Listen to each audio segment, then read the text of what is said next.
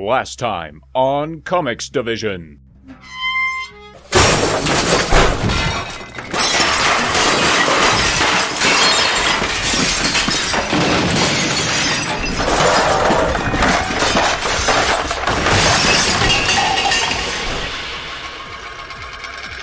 Yep, it's been a while since I put a video out.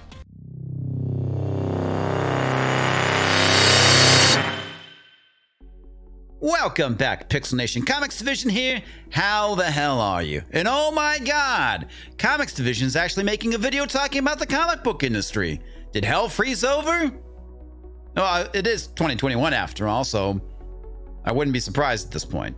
Anyway, this video is about a month overdue because the events that I'm going to be talking about transpired over a month ago. And considering Sir Toxlot helped me out with the narration, I kind of felt a little obligated to go and complete this video. Something I suck at. Anyway, back on June 16th, Erik Larson made this post on Twitter. On the piracy debate, there is no debate. It's criminal behavior. People are struggling to make a living, and you're taking what they're creating without giving them compensation. There is no justification. Have you seen the state of American comic books these days? I mean, none of this shit is worth pirating. And Thomas Hansen replied, "Where do you draw the line for bloated cross-title blatant cash grab stories that Marvel consistently pulls with their main titles though? Look at X of Swords from last year. Is it fair to expect a kid who is reading X-Men to buy 22 extra comics, $100 plus, over 3 months?" And Thomas is not wrong here. There's a few things I think he left out, like the fact that comic books are too expensive, the artwork is atrocious, the writing is terrible, there's a bunch of agenda being injected into the stories, the fact that the comic book pros themselves actually hates their audience and would rather spit on you than say hello to you. But the comic book industry is fine, folks. Oh, at least that's what they've been telling us for years. But now piracy's the problem. Has nothing to do with any of those other things I just listed. Erik Larson replied, "There is nothing about that which entitles you to own it. If it's too expensive, don't buy it." Now, I'm not going to totally disagree with what Larson says about piracy. You probably shouldn't do it. But you know what? He completely misses the fucking point, which is the fact that people don't want to go and buy garbage. If you go and buy a modern day comic book and go and resell it at a used bookstore, you're going to get far less than what you paid for it because it is literally worthless. It's not worth the paper it's printed on, and that's the issue.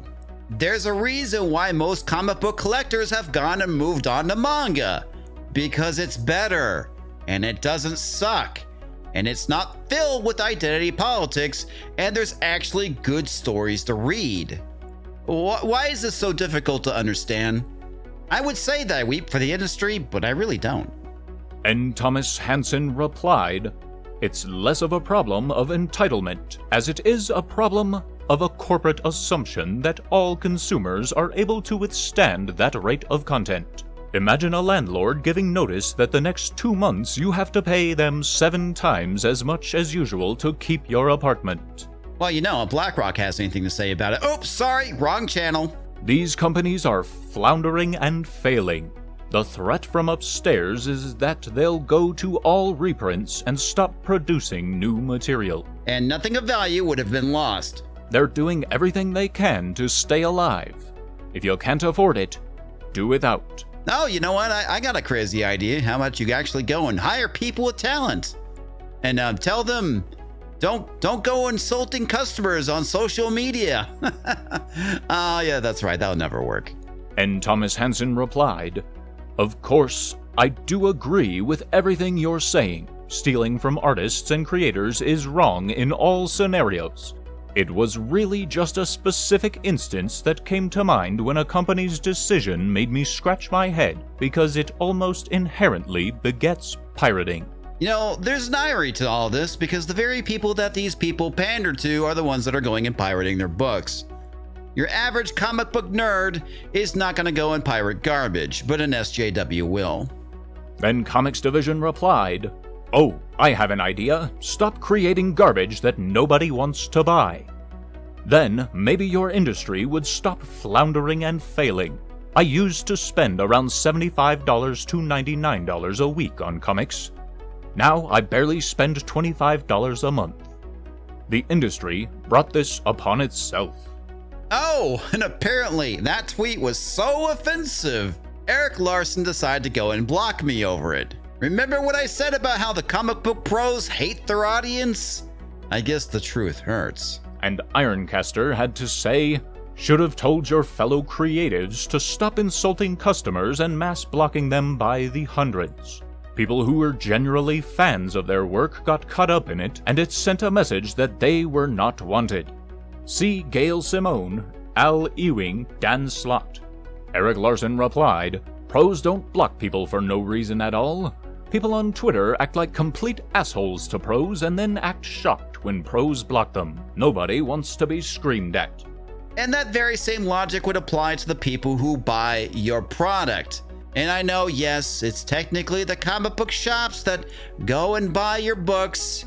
You know, you've already gotten your money, but it's the consumers that go in and buy your comic books because they like reading it. And when you go and piss them off, well, they tend to not go and buy your shit anymore, which means less orders coming from that local comic book shop. I know this is a difficult concept to understand, but apparently it's not penetrating gray matter. Oh, and by the way, you should go and check out Dan Slott's Twitter feed sometime. Oh, talk about a guy who totally hates the people who buy his books. Yeesh. Unwarranted my ass. To which Ironcaster replied, they blocked people and everyone those people followed. Regardless of why they did it, they still punished some customers that otherwise might like their work. Oh, and Erik, for the record, Dan Slott actually blocked me first, along with Tamara Bondvillain, Mags Visagio, and I'm pretty sure half the comic book industry. Not for anything I actually said, but for following the wrong people on Twitter. After all, they use block bots. Oddly enough, I'm still not blocked by Ron Mars. And I've said plenty of shit to that guy. Wow, you made it all the way to the end of the video. Well, if you could do me a huge favor while you're here, if you're new to the channel, go and click that subscribe button. Bash that bell for instant notifications. And Hulk. Smash. Smash that like button if you enjoyed this video. I even have a P.O. box if you want to go and send me some fan mail. And yes, I finally have received some. Figured I should probably go and update that just because, you know, it's been some time. Well, I've finally done it. I've gone and launched my new website, so go and head over to pixelnation.io. There you'll be able to find all of my current videos, even some past live streams, as well as the thought of the day, week, or month, depending on when I actually get around to writing something. Also, in the next couple weeks, I'll be launching my new forums, so keep an eye out for that. I would love to give a huge shout out to all my Subscribe Star supporters, because without you, I'd still be making content. But in all seriousness, I do appreciate your support and your help.